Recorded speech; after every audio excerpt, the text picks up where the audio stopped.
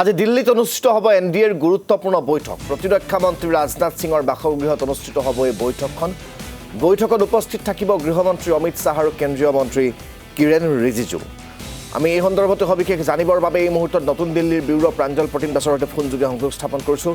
প্ৰাঞ্জল, আজি মূলতঃ ৰাজনাথ সিঙৰ বাসগৃহত হ'বলগীয়া বৈঠকখনৰ মূল বিষয়বস্তু কি আৰু কেনেকুৱা প্ৰসংগই স্থান পাব সেই কথাখিনি জানিব বিচাৰিম।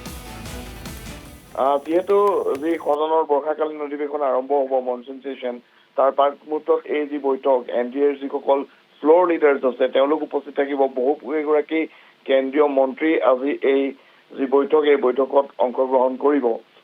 ৰাজনাথ সিং, অমিত শ্বাহ, জে পি নাড্ডা এওঁলোকৰ লগত যিখিনি এন ডি এৰ ফ্ল'ৰ লিডাৰ্ছ আছে তেওঁলোকে অংশগ্ৰহণ কৰিবলগীয়া এই বৈঠকখনত মূলতঃ যিটো এজেণ্ডা আছে, এতিয়ালৈকে যিখিনি তথ্য আহিছে, কেনেদৰে বৰ্ষাকালীন অধিৱেশনৰ যিকেইটা দিন নিৰ্ধাৰণ কৰা হৈছে সেই দিনকেইটা সদন ভালদৰে চলাব পাৰি তাৰ ওপৰত গুৰুত্ব আৰোপ কৰা হ'ব, সেই বিষয়ে আলোচনা কৰা হ'ব।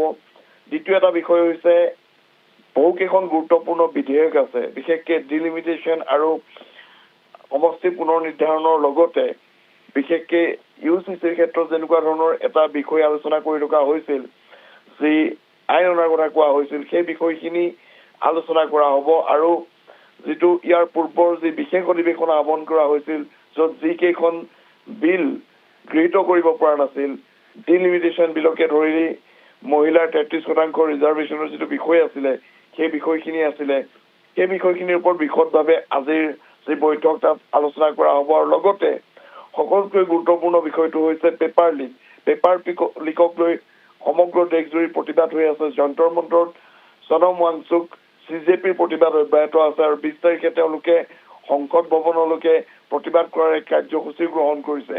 সেই সম্পৰ্কতো এক গুৰুত্বপূৰ্ণ আজিৰ যি বৈঠক সেই বৈঠকত আলোচনা হোৱাৰ সম্ভাৱনা আছে। ৰাজদীপ, ধন্যবাদ জ্ঞাপন কৰিছোঁ সবিশেষ জনোৱাৰ বাবে আপোনাক, প্ৰাঞ্জল প্ৰতীম দাস।